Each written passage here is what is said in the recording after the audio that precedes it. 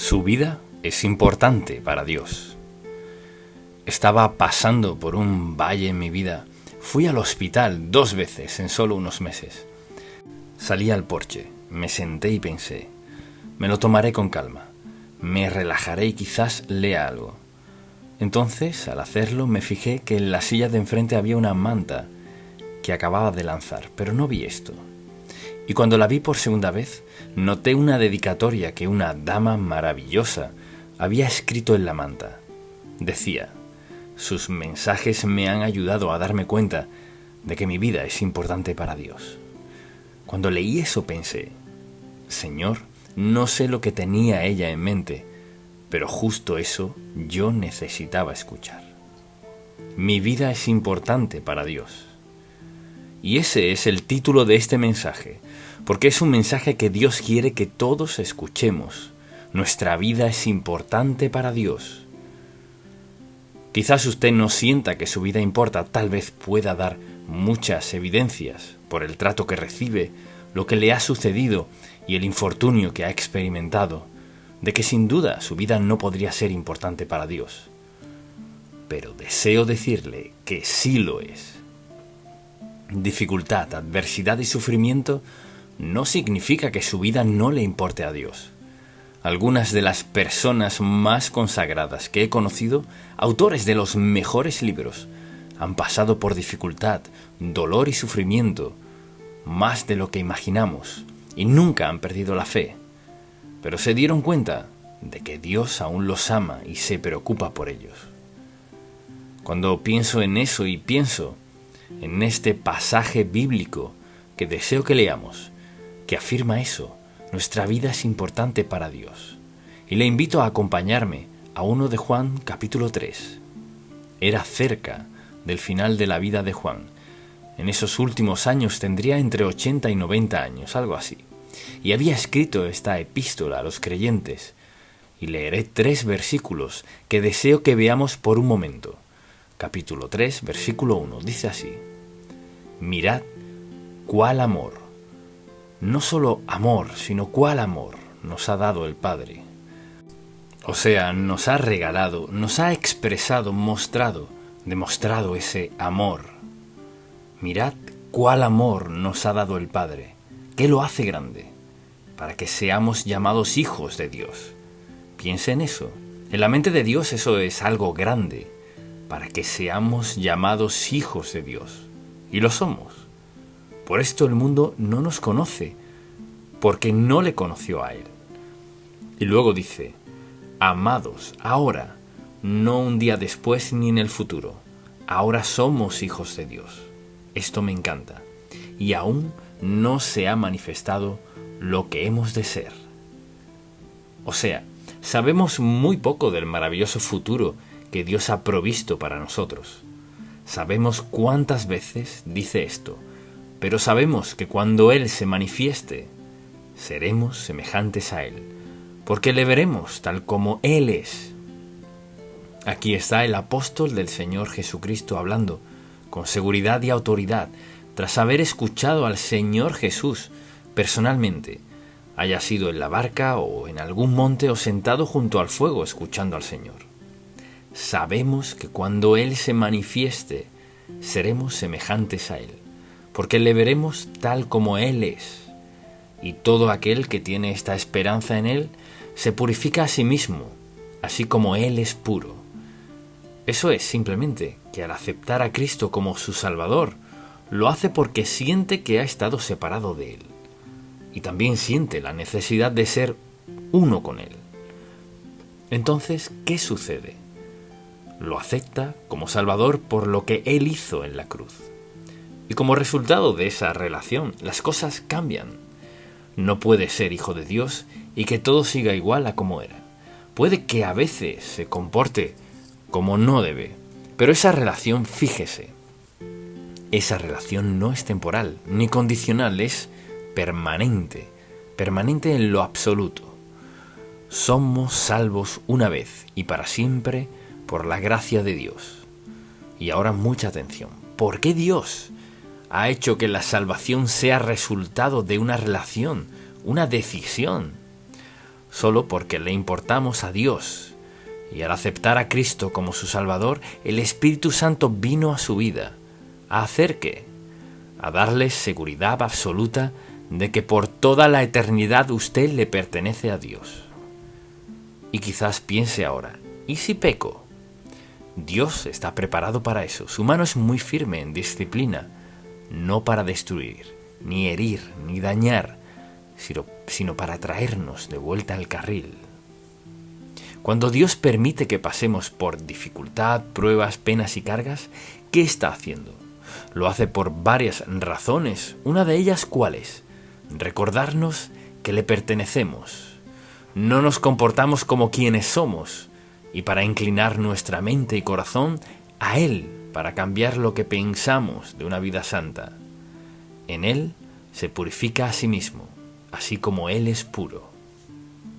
O dicho de otro modo, si soy hijo de Dios, seré sensible a la manera en que vivo, seré sensible a mi relación con Dios, seré sensible a la palabra de Dios. Deseo leer la palabra de Dios, deseo orar, deseo ser obediente, deseo descubrir lo que Dios hará en mi vida, porque sé que mi vida es importante para Él.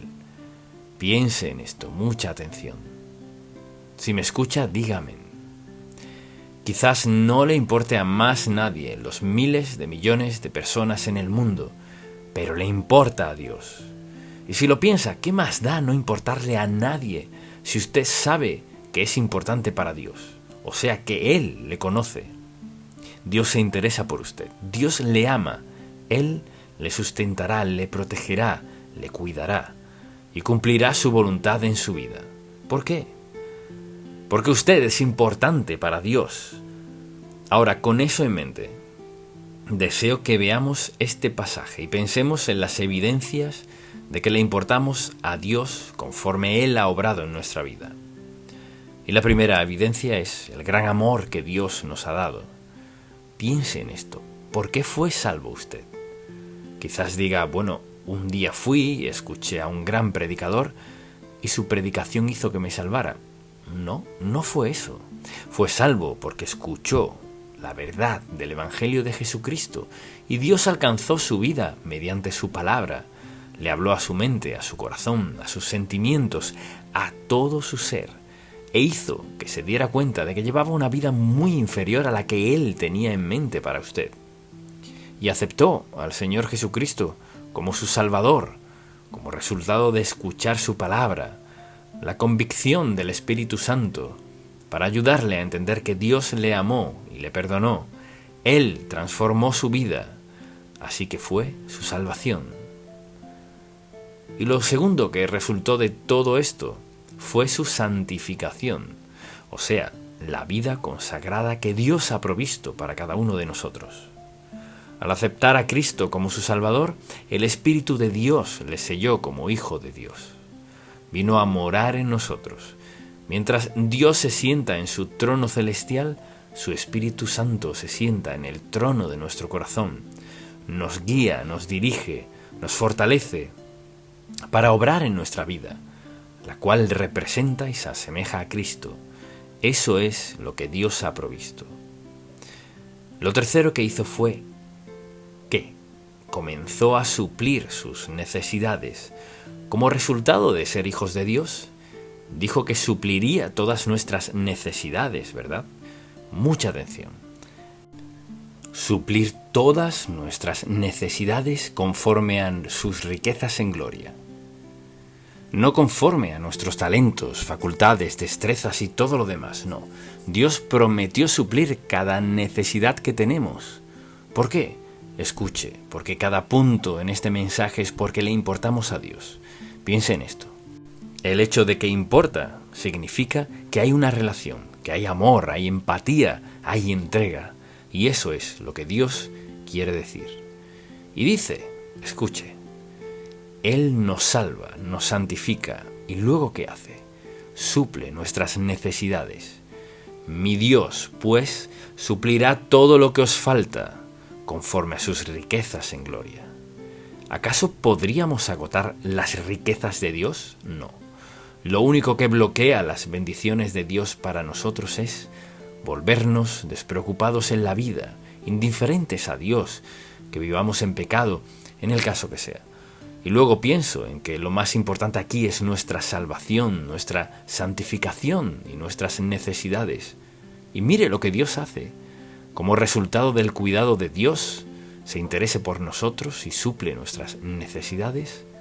Al ser salvos, envió al Espíritu Santo a morar en nosotros. ¿Se da cuenta de cuán bendecido es? Es morada, mucha atención, es morada del Santo Dios. El Espíritu Santo de Dios, quien dijo a sus discípulos: no están listos para ir a predicar, no están listos para evangelizar al mundo, no lo estarán hasta que mi Espíritu los bautice, los unja, los capacite, los equipe para que sean las personas que tenía en mente al crearlos. Entonces, ¿le importamos a Dios? Vea por qué. Porque nos salva, nos santifica, suple nuestras necesidades y nos dio al Espíritu Santo. Dios ha demostrado su gran interés por nosotros, que sí le importamos. Piense en esto: Dios, quien es el soberano del universo, pudo haber dicho: salvaré a quienes me acepten y veré lo que hacen. Pues Él sabía lo que haríamos, nos equivocaríamos, fallaríamos una y otra vez. Pero sabía, fíjese, no solo que tendría que alcanzarnos y perdonarnos, bajaría Él mismo para morar en nosotros y capacitarnos para que viviéramos la vida que proveyó para nosotros. ¿Somos bendecidos por Dios o no? Piense en esto. Nuestra vida es importante porque Dios es maravilloso y nos ama con todo su corazón. La primera evidencia de que nuestra vida importa es todo esto que Dios ha hecho por nosotros. La segunda evidencia es que somos llamados hijos de Dios. ¿Y ahora importo? Claro que sí. Piense en lo que siente por sus hijos. Les dice a sus amigos: este es mi hijo, esta es mi hija. Está orgulloso de ellos. Ellos le importan. Mire, cuando a alguien le importa, eso afectará su relación con ellos, cómo habla de ellos, lo que hace por ellos, cómo se relaciona con ellos. Cuando en verdad se involucra en la vida de esa persona, pues le importa, los tratará de cierta manera. Y la verdad es que, por ejemplo, si trabaja en algún lado y ve al jefe actuar en la vida de alguien de una manera y de otra, en la vida de alguien más, ¿cuántas veces he escuchado a la gente decir: bueno, siento que en mi empleo no soy importante? O cuando alguien dice: no me importa. Mire, nunca escuchará a Dios decirle: no me importa. Eso no está en su vocabulario. Así que el hecho de que le importamos a Dios, somos llamados sus hijos. Todas esas promesas y bendiciones de las cuales hablamos, nuestro nombre está en el libro del Cordero. Le pertenecemos, pase lo que pase. Le sigue importando a Dios lo que suceda en nuestra vida. La tercera evidencia de que nuestra vida es importante para Dios es que todavía no es como será. Vea a nuestra sociedad. Por ejemplo, es peor de lo que ha sido en toda mi vida. Piénselo por un momento, ¿cómo llegamos a ser así? Le diré: ve este libro. Deseo que piense en cuánto tiempo pasa en este libro en un día cualquiera. ¿Ve este celular? ¿Cuánto tiempo pasamos en eso versus la Biblia? Qué diferencia, ¿verdad? ¿Qué ha sucedido? Nuestra atención se ha desviado de Dios. Y mientras más inventos nos ingeniemos, es solo otra forma de alejarnos de Dios. ¿Quiero decir que el celular no es importante? No, y las computadoras sí, pero al hablar con quien sea, pocos dirían: paso tanto tiempo leyendo la palabra de Dios como el tiempo que paso hablando con mis amigos por teléfono sobre asuntos que no son nada relevantes. ¿Qué le sucedió a nuestra sociedad? Le diré qué ha sucedido. La poseemos, pero no la leemos. La poseemos, pero no nos regimos por ella. Vivimos en una sociedad que ignora por completo quién es Dios y su palabra se está volviendo cada vez menos importante. Y el mundo ofrece más y más cosas con las cuales involucrarnos, que supuestamente nos traen placer. Pero Dios sabe que lo mejor para nosotros es seguir las enseñanzas de su palabra. Pedid y se os dará, buscad y hallaréis, llamad y se os abrirá. Mi Dios, pues, suplirá todo lo que os falte, conforme a sus riquezas en gloria. Él nos da su fortaleza. Él nos ayuda a ser sabios para seguir sus mandatos, su voluntad, su propósito y plan para nuestra vida.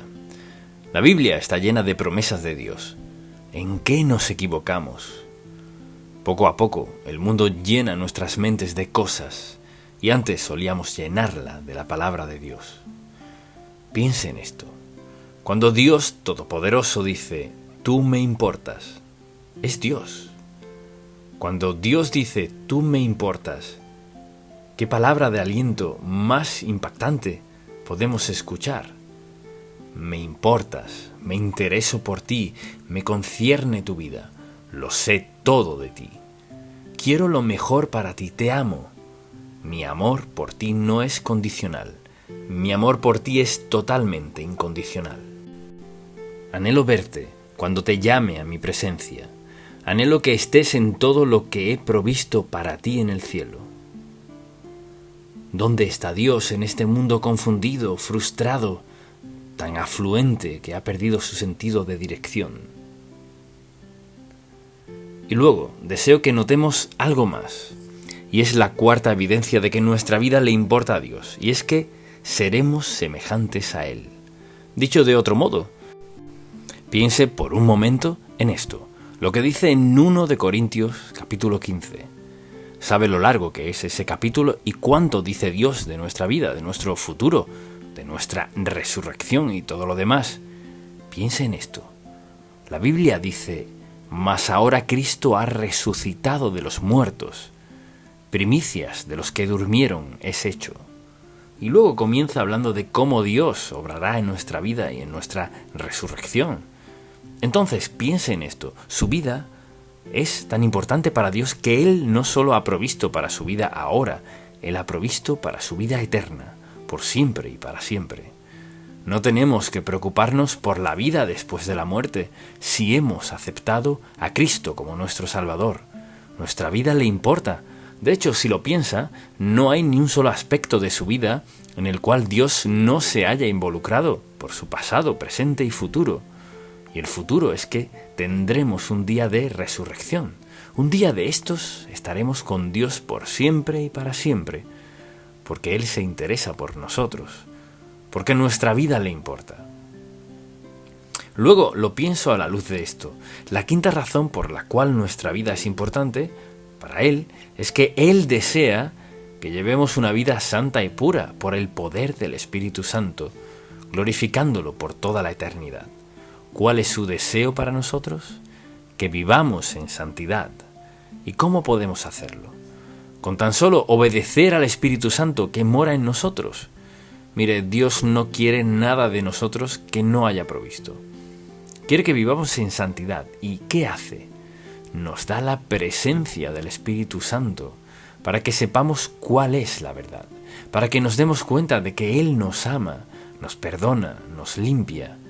Dios quiere lo mejor para nosotros y está dispuesto a darnos lo mejor si confiamos en Él.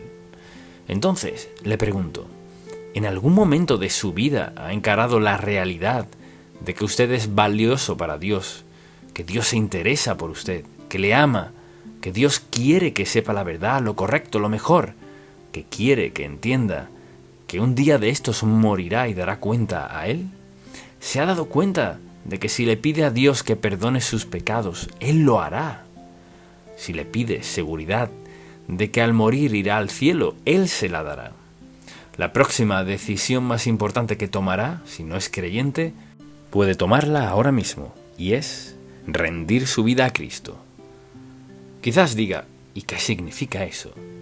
Quiere decir que confiesa ante Dios que es pecador, que no puede cambiarse solo, que cuando Cristo fue a la cruz, pagó la deuda de su pecado y la pagó por completo. Y si le pide perdón, basándose en lo que Él hizo en la cruz, pagando su deuda de pecado, y si le pide que le perdone, Él lo hará. Dios escribirá su nombre en el libro de la vida y nunca lo borrará. Y desde este instante puede estar seguro de que Él morará en usted. Le guiará, le ayudará, le fortalecerá y le dará la vida plena. Su vida es importante para Dios. Padre, cuán agradecidos estamos. No hay que inventar una nueva idea, solo responder a esta gran verdad del Evangelio, que viniste al mundo, diste tu vida en la cruz, diste tu sangre por nuestros pecados, nos aceptaste como tus hijos, escribiste nuestro nombre en el libro de la vida y ahora tenemos seguridad plena, la certeza de estar contigo para siempre después de esta vida. Gracias, Dios mío, por tal bendita certeza. En el nombre de Jesús. Amén.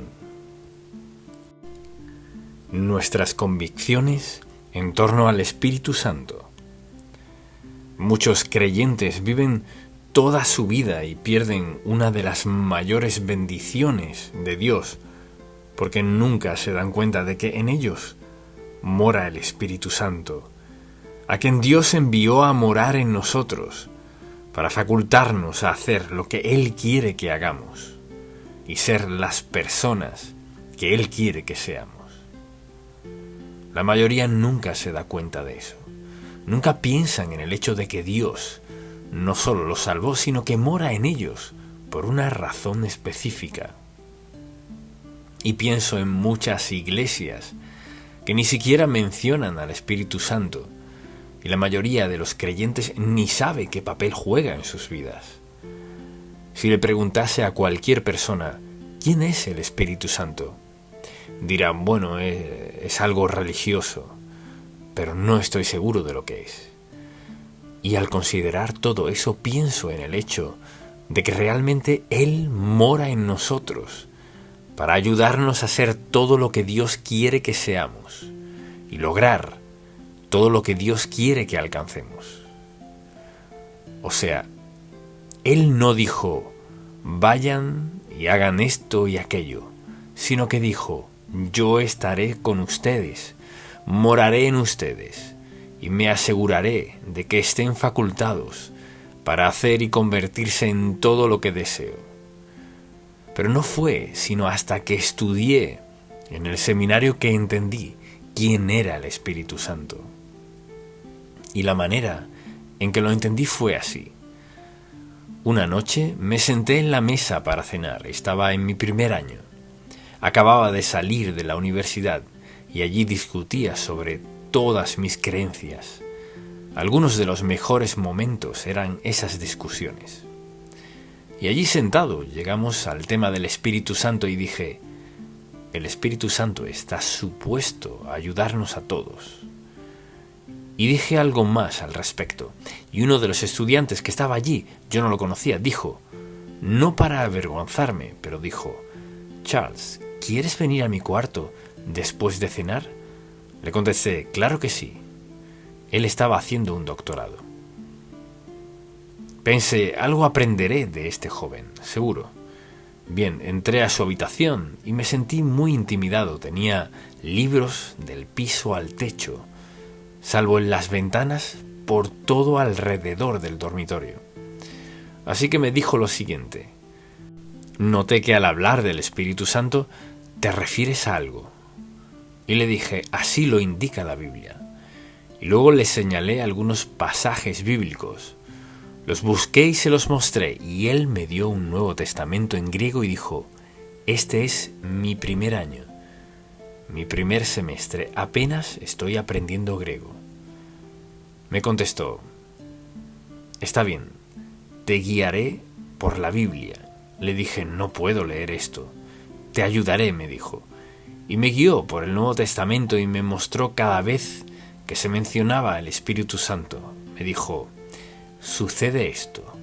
Cuando tradujeron un par de pasajes, el Espíritu Santo es la tercera persona singular. Él, ella o eso. Entonces los traductores a veces se referían al Espíritu Santo como si fuese eso. Y de pronto me sentí muy ignorante y avergonzado, pero muy agradecido. Él me esclareció algo que dice la Biblia acerca del Espíritu Santo, que Él es alguien, no solo un poder, ni otra fuerza, no es algo. y yo estaba muy agradecido. Así que la pregunta es, ¿quién es el Espíritu Santo? Vayamos un momento a Génesis, capítulo 1, y veamos lo que dice la Biblia acerca de la creación. Capítulo 1, versículo 26. Hagamos al hombre a nuestra imagen. ¿A quiénes incluye en hagamos? Dios Padre, Dios Hijo, Dios Espíritu Santo. Y allí está, en el Antiguo Testamento. Y a menudo se habla del Espíritu Santo como que va y viene sobre la vida de alguien. En todo creyente, sin excepción, mora el Espíritu Santo. Y si vamos a Juan, capítulo 14, por ejemplo, veamos en los versículos 16 al 18. Y aquí Jesús habla a sus discípulos antes de ser crucificado y dice: y yo rogaré al Padre, y os dará otro Consolador, con C mayúscula, alguien, para que esté con vosotros para siempre, no en parte, sino siempre. El Espíritu de verdad, al cual el mundo no puede recibir, porque no le ve ni le conoce, pero vosotros le conocéis, porque mora con vosotros y estará en vosotros. No os dejaré huérfanos. Y luego procede a explicar a qué se refiere. 3 personas de la Trinidad, Dios Padre, Dios Hijo, Dios Espíritu Santo. Aquí lo llama Consolador, el gran ayudador, quien nos faculta a hacer lo que Dios nos llame a hacer y quien nos equipa para que podamos hacer lo que Él diga. Y creo que haber crecido en una iglesia donde se hablaba del Espíritu Santo, esto y aquello, pero nadie decía: este Espíritu Santo de quien hablamos, mira lo que hace en tu vida. Fue un extraño para mí hasta que mi amigo tomó su Nuevo Testamento griego, me lo mostró y dijo: aquí dice quién es Él. Vimos cada versículo del Nuevo Testamento y lo entendí hasta cierto grado, pero de inmediato me di cuenta de lo que alguien debió haberme dicho. Y siendo un niño de 12 años, no tenía que vivir la vida cristiana solo. A veces no me iba muy bien, y batallaba, y batallé mucho hasta que Él me hizo entender, me dijo: tienes al Espíritu Santo morando en ti.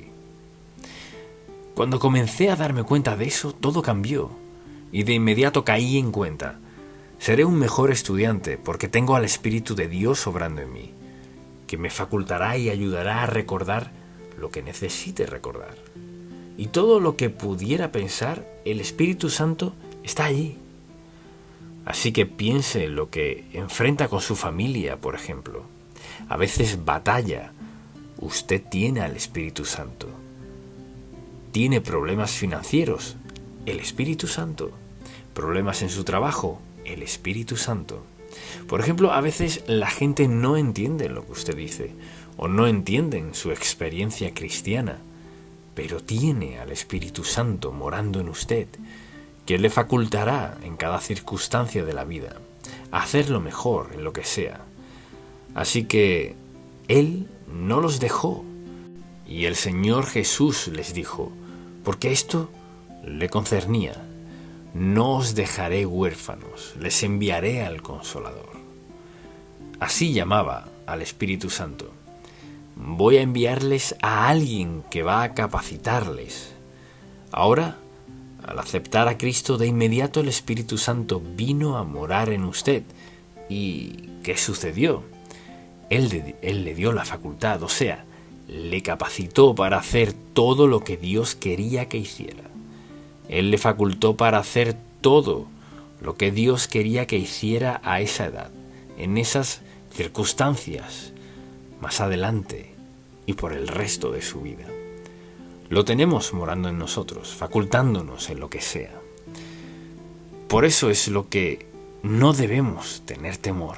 Habrá momentos difíciles, habrá malentendidos, tiempos, por ejemplo, de conflicto, pero hay que recordar que la batalla no es nuestra. Él es quien mora en nosotros. vive en nosotros, nos llena, nos unge, quien rebosa nuestro ser. Él es nuestro guardián, es la fuente de nuestro conocimiento y sabiduría y la fuente de nuestro poder, nuestra energía para ser y hacer lo que Dios quiera que hagamos. Al pensar en eso, la vida cristiana es maravillosa. Al aceptar a Jesucristo como su Salvador, sus pecados fueron perdonados por lo que Él hizo en la cruz, al pagar su deuda de pecado.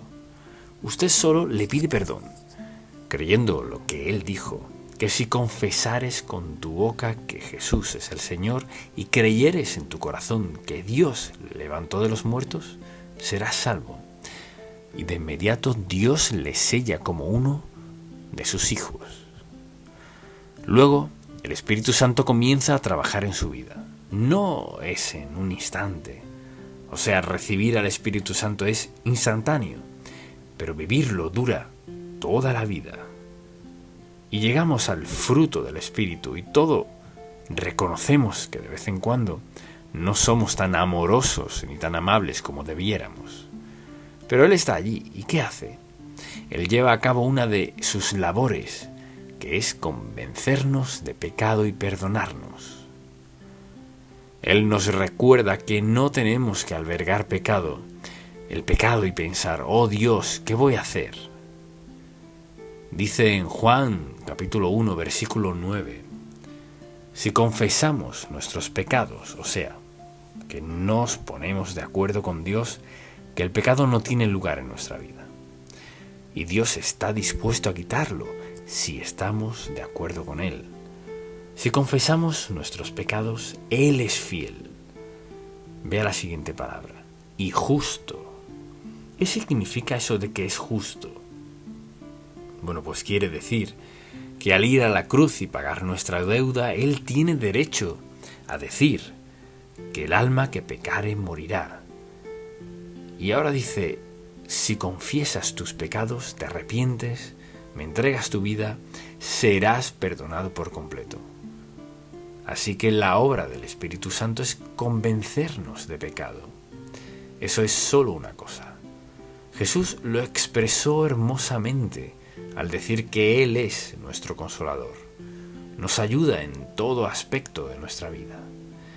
Mire, Dios quiere que vivamos para Él, dependiendo y confiando en Él cada día, para toda circunstancia de la vida.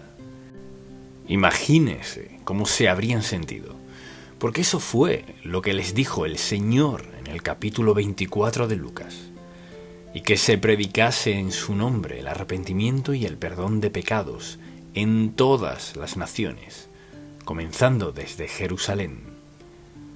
Y vosotros sois testigos de estas cosas. He aquí, yo enviaré la promesa de mi Padre sobre vosotros, el Espíritu Santo. Yo enviaré la promesa de mi Padre sobre vosotros. Pero quedaos vosotros en la ciudad de Jerusalén hasta que seáis investidos de poder desde lo alto. Escuche esto, les dijo, su tarea es esta, el mundo. Id por todo el mundo y predicad el Evangelio a toda criatura. Imagínese que estuviésemos aquí sentados 120 de nosotros, solo los que están aquí, y que Jesús dijera, esta es su tarea, lleven lo que les he enseñado al mundo, los dejo, pero el Espíritu de Dios estará en y con ustedes y los ayudará. Pero ustedes, 120, su labor es simplemente llevar al mundo lo que han visto y oído. ¿Cuál sería su primera respuesta sincera? Pues de ninguna manera podré hacer eso, eso diría. Pero Él les dijo exactamente eso, les dijo, su tarea es llevar lo que les he enseñado al mundo, y les dijo, no los dejaré, siempre estaré allí.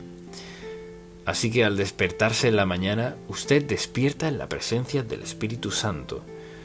Y Dios quiere que despertemos, no solo en su presencia, sino en el reconocimiento del Espíritu Santo.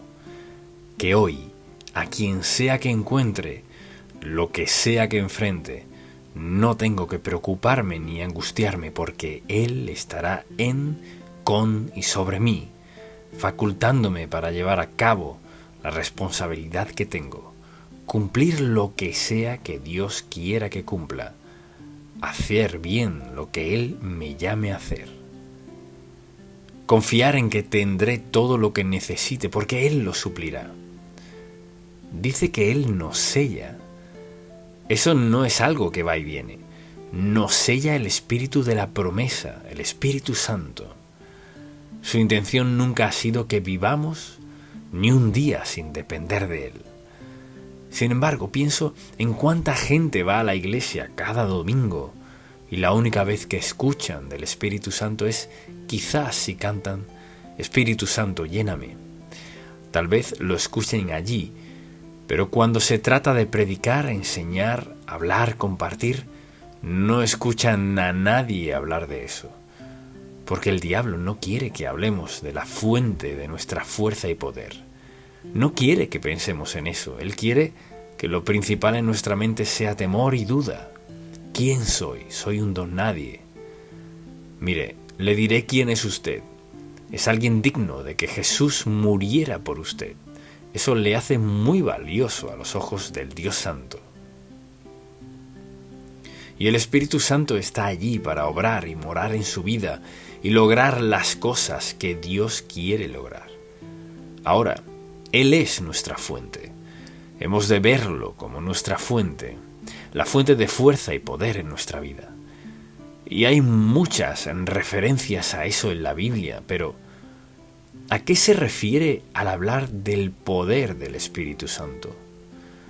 Todo el mundo quiere alguna clase de poder, ¿verdad? ¿Cuál es el poder del Espíritu Santo? Es su capacitación, es su energía divina, es la realidad de Dios Todopoderoso. Es Dios haciendo algo sobrenatural en nuestra vida, energía divina y autoridad espiritual. Ahora mire, alguien comienza a discutir sobre el Evangelio, solo diga, gracias Espíritu Santo. Cuando usted entre en una discusión con alguien, aprópiese en ese instante de la presencia y el poder y la palabra del Espíritu de Dios. Él está allí como su defensor. Él está allí como su proclamación. Está allí para hablar verdad por medio de usted. Dirá cosas en las que ni había pensado. Dios le recordará pasajes en los que ni había pensado. ¿Por qué? Porque ya no soy yo, sino Cristo que vive en mí. Y de esa manera es como Dios quiere que vivamos. Por eso envió al Espíritu Santo. ¿Por qué? Para iluminar su mente, para ayudarle a entender y ayudarle a saber qué hacer y cómo reaccionar. Y para equiparle para una vida piadosa. Mire, usted es morada del Espíritu Santo y está afianzando, porque Dios le selló con el Espíritu Santo de la promesa. Y a veces actuamos así. Es que yo soy tan débil y no puedo hacer esto ni puedo hacer aquello y pobre de mí. Y todo ese tiempo tenemos a la deidad morando en nosotros, listo para obrar en nosotros y hacer su voluntad, cual sea. Pero esa verdad hay que reconocerla, creerla y apropiarnos de ella. Sin embargo, sé que muchas personas que escuchen este mensaje nunca habrán escuchado un mensaje del Espíritu Santo. Y no es que sea nuevo, sino que la gente no habla de él. Y he escuchado a personas decir, bueno, hago lo mejor que puedo. Bueno, eso no es bíblico. ¿Dónde está eso en la Biblia? Hago lo mejor que puedo. No. Hago lo que el Espíritu de Dios me faculte y permita hacer, sea lo que sea. No será perfecto. No siempre será lo mismo. El Espíritu. Mire, me encanta esto acerca de Dios. Nos ama y conoce lo suficiente para que no nos dejará hacerlo todo perfecto siempre. ¿Y sabe por qué? Porque nos volveríamos engreídos, egocéntricos y orgullosos. Ahora, lo que hace por mí me deja cometer errores aquí frente a usted. Así que nunca quiero dar la impresión de que sea perfecto, porque no lo soy. Pero soy sincero. No perfecto, pero sí genuino. y todos tenemos al Espíritu Santo morando en nosotros. Cuando usted despierte en la mañana, despierta en su presencia, quien mora en usted. Él está allí ¿para qué? Para facultarle todo el día a hacer bien lo que sea que tenga que hacer y encontrar gente a su alrededor todo el día, con una sonrisa en su rostro y gozo en su corazón. Quizás no siempre lo sienta, pero responde por el Espíritu, no sus sentimientos. Las emociones van y vienen, son lo que sea, pero al reaccionar por el Espíritu lo hace en fortaleza. Reacciona en la energía, el poder y la unción del Espíritu de Dios sobre usted. ¿Y sabe qué pasa? La gente no estará impresionada, sino impactada por su vida, porque ven algo que normalmente no ven en todo el mundo. Ahora bien, permítame darle una definición de la energía y del poder de Dios. El poder del Espíritu Santo es la energía y la autoridad de Dios derramadas en la vida del creyente, con el propósito de darnos una vida piadosa y un servicio fructífero. Escríbalo. La energía y autoridad de Dios derramadas en la vida del creyente, con el propósito de una vida piadosa y un servicio fructífero. Mire, no para hacernos felices, aunque lo seremos. No para hacernos gozosos, aunque ese es un fruto del Espíritu. En otras palabras, Él obra dentro de nosotros para lograr su voluntad. Y Él es el ayudador en toda situación. Es cuestión de saber que Él está allí, reconocer que está allí, actuar como que está allí y andar en el reconocimiento de que está allí. Cuando eso transcurre en su vida, realmente algo sucede. Entonces, al hacer la obra de Dios a su modo y en su sabiduría, seremos bendecidos pase lo que pase en nuestra vida. Piénselo por un momento. Como seguidor de Jesucristo, usted está equipado con la presencia del Espíritu Santo, quien es parte de la Trinidad, por lo que tiene poderes sobrenaturales.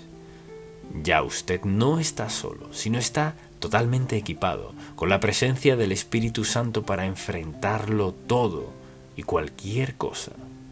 No es que la vida sea fácil, sino que lo enfrente, nunca lo hará solo. Usted y Dios Padre, Dios Hijo, Dios Espíritu Santo lo enfrentarán todo juntos. Y piénselo, no puede perder. Cualquiera que sea la batalla, no puede perder. Cuando toda la Trinidad dirá, pensé que se refería solo al Espíritu Santo. Dios Padre, Hijo y Espíritu Santo, 3 personas de la Trinidad. No puede separarlas. Al tener a una, gracias a Dios, las tiene todas. O sea, tiene al Espíritu Santo, Dios Padre, Dios Hijo, Dios Espíritu Santo morando y obrando en usted. Ahora piense en esto. Cuando Jesús les dijo, por tanto id hasta lo último de la tierra, así comenzó ese grupo. Lo que les dijo que hicieran, lo hicieron lo suficiente para abarcar el mundo. Y Dios sigue obrando. Incluso en esos dialectos que faltan por traducirse, hay gente que está trabajando diligentemente para que toda persona en el mundo pueda entender en su idioma la verdad del Evangelio de Jesucristo. Entonces, yo le pregunto, ¿dónde cabe el Espíritu Santo en su vida? ¿Está usted pensando, pues ni siquiera sabía quién era Él? Mire, Él es una persona de la Trinidad. Es nuestro sello, nuestra salvación, nuestra vida. Él quiere que vivamos de su energía y fortaleza, en su poder, en su nombre, para su gloria y honra. ¿Y qué sucede? Somos bendecidos en el proceso. Amén. Y alguien dirá, ¿qué es eso de ser llenos del Espíritu Santo? Es esto. El Espíritu Santo, quien mora en usted, no necesariamente le ha llenado. Él le ha sellado al ser salvo, pero Ser lleno del Espíritu significa estar dispuesto a confesar sus pecados, arrepentirse y dejarlos, rendir su vida a Él, entregarle su vida, reconocer que Él es su dueño y tiene derecho a morar en usted y guiarle, y que usted está dispuesto a seguir su voluntad, a hacer lo que Él quiera. Al haberse rendido por completo a Dios, el Espíritu Santo viene a su vida en plenitud total. Lo experimenta de un modo que no lo experimentará al solo confesar sus pecados. Y lo que sucede es, mientras más se entregue a sí mismo, a Él, más lo experimentará a Él. Él es una persona real de la Trinidad. Entonces piense en esto. Al salir hoy de aquí, saldrá en la presencia y el poder del Espíritu Santo para cumplir su voluntad y propósito en su vida. Cuenta con la promesa de su continua e ininterrumpida presencia. Continua e ininterrumpida. Tal vez sienta una interrupción. Quizás sienta que le pasa toda clase de cosas. Continua e ininterrumpida presencia y poder para vivir y cumplir el propósito de Dios para usted. No hay mayor bendición que esa. Esa es la labor del Espíritu Santo. Padre, te damos gracias por lo que haces por nosotros, mucho más de lo que podríamos contar. Y te pedimos que nos concedas un firme, profundo e insaciable deseo de tu Espíritu en nuestra vida, que tengamos una vida entregada. Y dijiste que al hacerlo habrá amor, gozo, paz, bondad y benignidad, y todas las promesas del Espíritu. Oramos hoy por quienes han escuchado, que aún no son salvos, que no te han aceptado como su Salvador. Que recuerden que no hay sustituto para la salvación, no hay sustituto para la presencia del Espíritu Santo. Y si quieren lo mejor de ti, viene mediante la salvación, al poner su fe en Jesús y pedir la plenitud del Espíritu en su vida. Y lo concederás, y te damos las gracias por eso. En el nombre de Jesús. Amén. Jesucristo, nuestro sustituto. Que lo crucifiquen. Eso gritaron, en especial los líderes religiosos de esos días. Que lo crucifiquen, pues querían deshacerse de Cristo a cualquier precio, y la crucifixión era la peor clase de muerte. De hecho, fue herencia de los bárbaros siglos atrás. Luego los persas, luego los griegos, luego los romanos, quienes la perfeccionaron para que la persona sufriera durante más tiempo sin morir. Y pues decir sobre Cristo, el perfecto Hijo de Dios, que lo crucifiquen, sería la peor clase de proclamación que podrían gritarle. ¿Pero por qué hacían eso? Querían deshacerse de él. La gente aún quiere hacerlo. Las cosas no han cambiado mucho. A la gente no le gusta el nombre de Jesucristo. Y a quienes no les gusta, lo dan a conocer. Quienes sí lo amamos, lo damos a conocer también. Y cuando miramos la Biblia, descubrimos quiénes estaban detrás de esto. Eran los líderes religiosos de esos días. Pues él interfería con su sistema religioso, es decir, él no enseñaba lo mismo que ellos, y estaban perdiendo el control. Y la única forma de deshacerse de él era indicar que gritaran, que lo crucifiquen. Y al ver este pasaje de la Biblia, vayamos por favor a 1 de Corintios capítulo 1.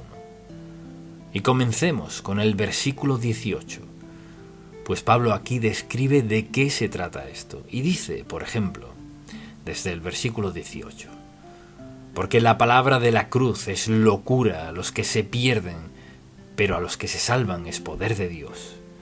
Es decir, la gente perdida cree que eso es absurdo, pues está escrito, destruiré la sabiduría de los sabios y desecharé el entendimiento de los entendidos. ¿Y dónde está el sabio? ¿No ha enloquecido Dios la sabiduría del mundo? pues ya que en la sabiduría de Dios el mundo no conoció a Dios. Mediante la sabiduría agradó a Dios salvar a los creyentes por la locura de la predicación.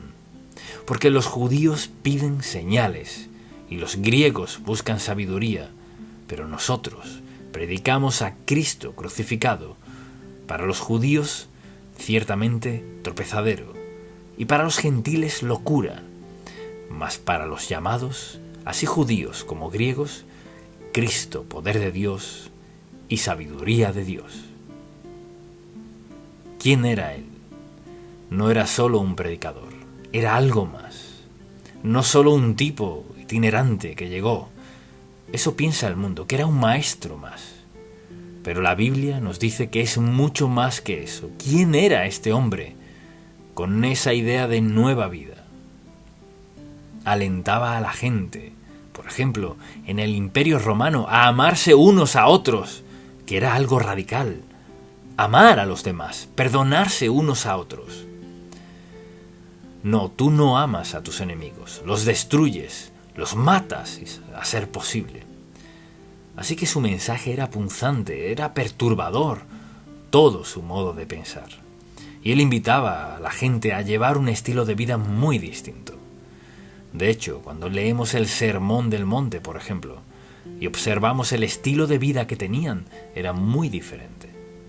Y como es de esperar, les preocupaba mucho este predicador itinerante llamado Jesucristo. Y cuando él resucitó gente, eso fue el colmo. Nadie puede resucitar, es imposible resucitar. Y a pesar de lo que vieron, de lo que la gente vio y lo que los emocionaba, estos líderes religiosos estaban contra Cristo, su autoridad en contra de él, y su intención era destruirlo a cualquier precio. Todo lo que pareciera amenazar sus ideas, sus leyes, de cualquier forma, o reuniera a la gente y les diera una nueva idea de la vida, y en especial de una idea teológica, era una amenaza.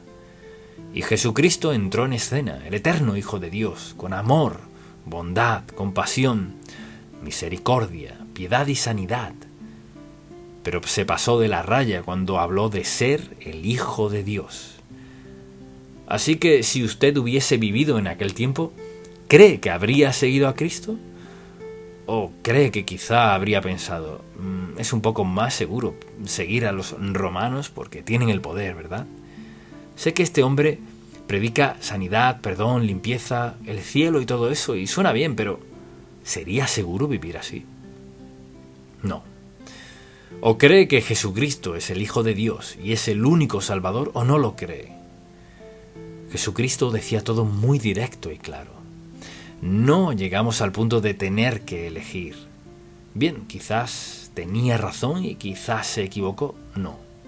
Cristo es el unigénito del Padre, el Hijo de Dios, nacido de una virgen, profetizado por Isaías y los profetas, quien liberaría a la humanidad de pecado, desobediencia y rebeldía. Y ese proceso trastocaría demasiado a la sociedad. Eso hizo él. ¿Qué trastoca el estilo de vida que tenemos? Bueno, ya está trastocado. Y entonces lo que creemos es cada vez menos popular y más amenazante para una sociedad que quiere ser libre en lo moral y en todo sentido. Haz lo que quieras y cuando quieras, no tienes que preguntarle a nadie. Y claro que no quieres que alguien que vaya a la iglesia te diga cómo vivir. Y debemos tomar una decisión. ¿Seré fiel a Jesucristo, el Hijo de Dios? ¿Creeré en lo que enseñó o seguiré al mundo? Si usted piensa, no tengo que tomar esa decisión, sí, ya tiene que hacerla, ya la toma todos los días. Si ve la televisión, escucha a sus colegas de trabajo o algunos amigos o gente desconocida, quienes sean, hay mucha presión de quitar de la sociedad todo sobre Cristo, lo recto, lo que sea de esa índole. Y al ver la vida de Jesús, todo lo que enseñó era sumamente esencial, ¿verdad? Pero lo más importante que Cristo hizo, ¿qué cree que fue? Lo más importante que hizo fue morir como aquel que llevó el pecado del mundo, el Salvador, el Señor Jesucristo, vino al mundo con el propósito principal de morir por nuestros pecados. Y cuanto más lo obedezcamos, lo adoremos, alabemos, le seamos fieles, más incómodos estarán quienes nos rodean, porque el mundo se inclina a hacer lo que quieren hacer, como quieren hacerlo, y no les gusta que nadie les diga qué hacer. Y así, al hablar de la muerte de Jesucristo, si no captamos ese punto, no entendemos nada. No solo murió como un predicador o un sanador o como alguien con nuevas ideas. Su muerte fue sustitutiva. Esa palabra es la esencia de todo lo que creemos sobre la muerte expiatoria de Cristo. O sea, sustituir algo es que algo toma su lugar. Y cuando Cristo vino, murió como sustituto de todos, para que no muramos nosotros en nuestro pecado. Esa es la esencia y el núcleo del mensaje del Evangelio, que Jesucristo, el perfecto Hijo de Dios, vino al mundo con el propósito principal de dar su vida, pues su vida era divina, la única que podía ser sustituta. No podíamos ser nosotros, era sustituta. ¿Por qué? Porque nació de una virgen. Era Dios, hecho carne. Era el Hijo de Dios. Y por ejemplo, cuando fue bautizado, fue anunciado como Hijo de Dios. En el monte de la Transfiguración fue anunciado frente a quienes estaban con él, como el Hijo de Dios. El hecho de que era el Hijo de Dios, que vino a ser sustituto de nuestro pecado, lo hacía distinto a los demás. Cristo era el perfecto Hijo de Dios, el único sustituto necesario para cargar con el pecado no de algunos, sino de todo el mundo. Piense en eso. Debía ser diferente para que Dios dijera: pondré el pecado de la humanidad sobre él, crucificado como pago del pecado del mundo. Ese es Cristo, de eso se trata todo. Sobre la muerte de Cristo, quien tomó nuestra deuda de pecado sobre sí, y que fuésemos aceptables para Dios, pues Cristo vino para que tuviéramos vida, y vida en abundancia. Y si quiere ir al cielo, solo hay un camino, y el mundo odia eso. Mas Cristo dijo: yo soy el camino, la verdad y la vida, y lo dejó muy claro: nadie viene al Padre sino por mí. O lo cree o no lo cree. Si no lo cree, si no cree la palabra de Dios, y si lo cree, ¿sabe por qué? ¿Sabe por qué lo cree? Porque solo Jesucristo, el perfecto Hijo de Dios, es el único sacrificio aceptable, porque es el único sacrificio sin pecado que existió. Y cuando alguien le pregunta: ¿eres cristiano? Sí. Lo miran y piensan: pues si tienes esta experiencia de salvación, yo soy tan bueno como tú. ¿Vas a la iglesia? Yo también. Y te bautizaron, y a mí también. ¿Tú crees sobre Cristo? Yo creo en Cristo. No creemos en Cristo. Creemos en Cristo al grado que nos sometemos a Él como nuestro Salvador, Señor y Amo, como nuestro Dios. Y nuestra esperanza de cielo es más que eso, es absoluta seguridad. Y vivimos en un mundo donde el trauma es cada día peor, pues cuanto más santo sea el pueblo de Dios, más inaceptable se vuelve. Somos más fieles a la palabra de Dios al decir que Jesucristo es el único camino. Entonces, cuando sus nietos o sus hijos vengan y le hablen de lo que están aprendiendo y el hecho de que no quiere ser de mente cerrada porque lo hace un poco más difícil, usted no, mire, si alguien le dice que tiene la mente cerrada, dígale así: no soy cerrado. Solo creo lo que Dios dijo. Y punto, fin de la historia. ¿Y qué dijo Dios? Bueno, me alegro que me pregunte, porque quería que me preguntara. Pues, ¿qué dice Dios? Dios dice: he enviado a mi Hijo unigénito al mundo, para que todo aquel que en Él cree tenga vida eterna. Quienes no creen, la ira de Dios vendrá sobre ellos. Sé que no le gusta eso, lo siento, pero ese es el problema. Cristo fue muy claro: yo soy el camino, la verdad y la vida. Nadie viene al Padre sino por mí. O Jesucristo era un mentiroso, o es el Hijo de Dios, delante del cual un día estaremos. Y cuando leemos la Biblia y buscamos Romanos capítulo 5, por ejemplo, le invito a acompañarme. Es un pasaje maravilloso.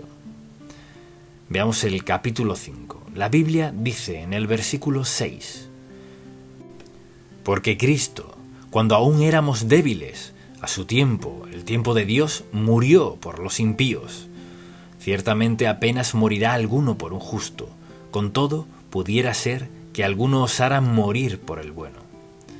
Mas Dios muestra su amor para con nosotros, en que siendo aún pecadores, Cristo murió por nosotros, murió en nuestro nombre. Escuche: pues mucho más, estando ya justificados en su sangre. ¿Qué significa? Significa que la sangre del Señor se derramó, y quienes lo aceptamos como Salvador somos justificados, o sea, declarados justos, por lo que Él hizo, no por lo que hicimos.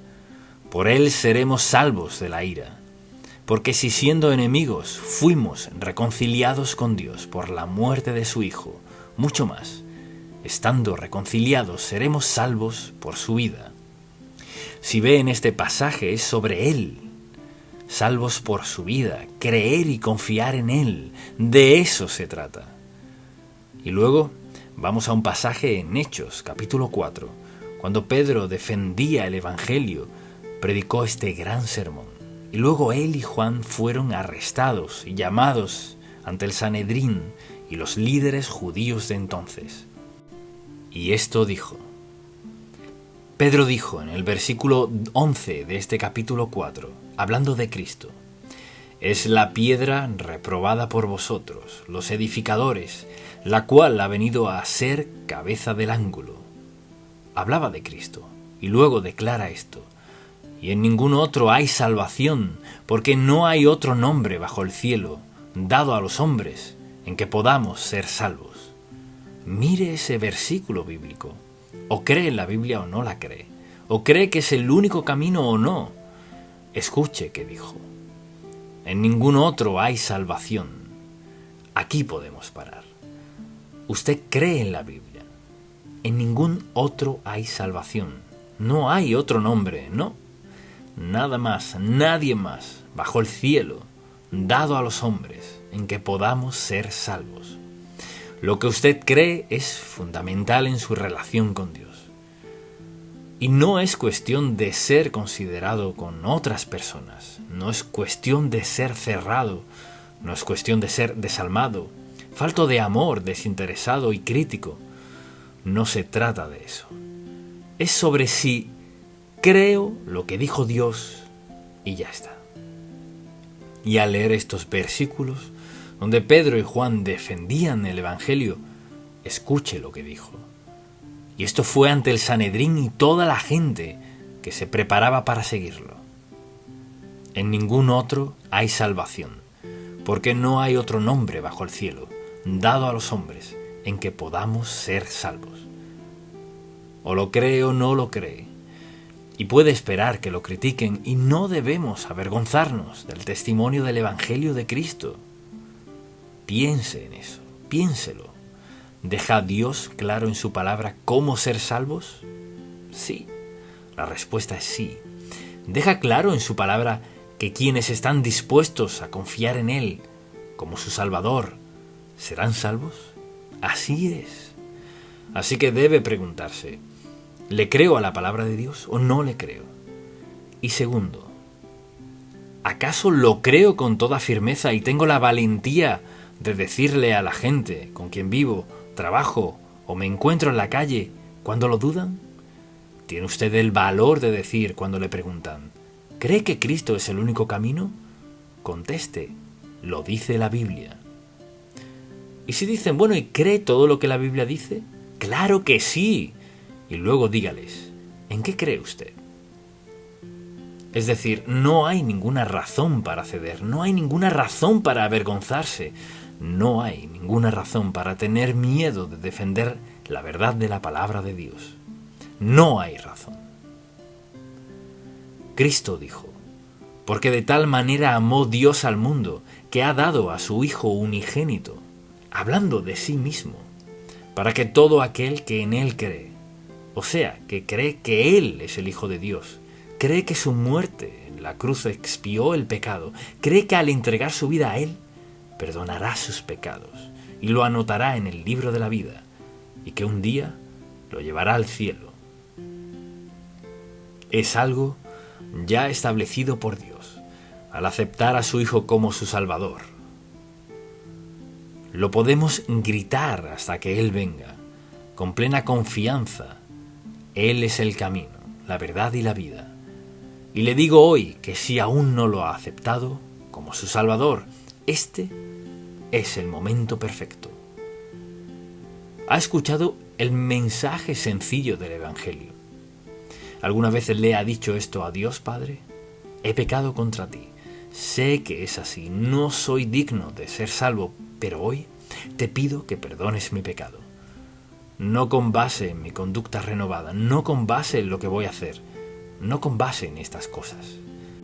Te pido que me perdones mi pecado en base a que he aceptado que Jesucristo, el Hijo de Dios, tu Hijo, fue a la cruz, dio su sangre por mis pecados. Y confío que perdones mis pecados con base en la sangre derramada por Cristo. Pues dices: y todo aquel que invocare el nombre del Señor será salvo. Esa es la base. ¿Será salvo? Claro que sí. Si sigue cualquier otro camino y basa su expiación, su salvación, en cualquier otra razón, no en lo que Cristo hizo en la cruz, es inaceptable. Dios sabe qué está bien y sabe qué está mal y lo que es verdad, y sabe cómo hacer santos de nosotros, pecadores. Nunca seremos perfectos. En ninguna parte de la Biblia dice que debas ser perfecto para ser salvo. Vea a los personajes bíblicos, hasta los discípulos. Pedro nunca fue perfecto. Ninguno afirmó ser perfecto. Afirmaron ser ejemplos de la gracia, misericordia y amor de Dios. Piense en eso. Tenemos el más grande mensaje que el mundo escuchará. Tenemos un Padre en el cielo que amó tanto a los pecadores que envió a su Hijo unigénito al mundo a la peor muerte que una persona puede tener. Derramó su sangre, fue aceptado por el Padre y expió nuestros pecados y nos anotó en el libro de la vida y nos dio el cielo por hogar. Así es Dios. No podemos jactarnos. Todos estamos en el mismo nivel en lo que respecta a ser cristianos, seguidores del Señor Jesús. Pero todos los que vamos al cielo, vamos por la gracia de Dios, por la sangre de Jesucristo. Yo soy el camino, la verdad y la vida. Nadie viene al Padre sino por mí. Amén. Padre, pedimos que cada persona que escuche este mensaje pueda entender que no es para juzgarle, que no es porque seamos mejores que los demás, que es solo por decir la verdad del amor del Padre, que amas a los pecadores y perdonas a quienes aceptan a tu Hijo como el camino, el único a la vida. Gracias por amarnos, gracias por perdonarnos y gracias porque un día estaremos ante ti sabiendo que fue no por nuestras acciones, sino por tu acción, en un momento en la cruz, cuando tu Hijo Jesucristo pagó nuestra deuda total. Te adoraremos por siempre por eso, en el nombre de Jesús. Amén.